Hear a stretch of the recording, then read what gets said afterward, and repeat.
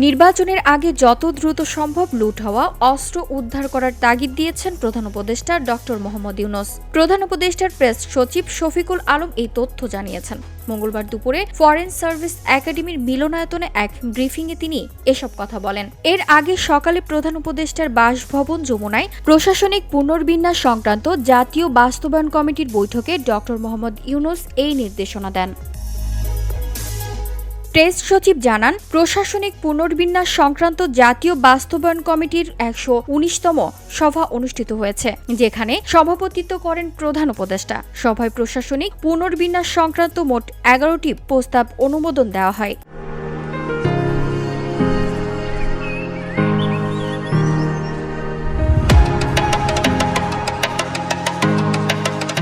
শফিকুল আলম বলেন, সরকারের রাজস্ব আহরণ ব্যবস্থাপনায় স্বচ্ছতা, জবাবদিহিতা ও গতিশীলতা বাড়াতে অর্থ মন্ত্রণালয়ের আওতায় রাজস্ব নীতি বিভাগ এবং রাজস্ব ব্যবস্থাপনা বিভাগ নামে দুটি পৃথক প্রশাসনিক বিভাগ গঠনের প্রস্তাব অনুমোদন করা হয়েছে।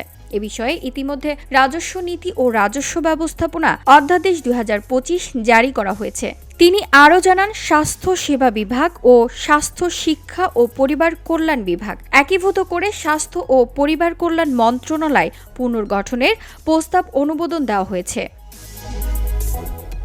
এছাড়া মহিলা ও শিশু বিষয়ক মন্ত্রণালয়ের নাম পরিবর্তন করে নারী ও শিশু মন্ত্রণালয় করার প্রস্তাব অনুমোদিত হয়েছে। তবে মন্ত্রণালয়ের ইংলিশ নাম অপরিবর্তিত থাকবে। VOD Bangla news desk.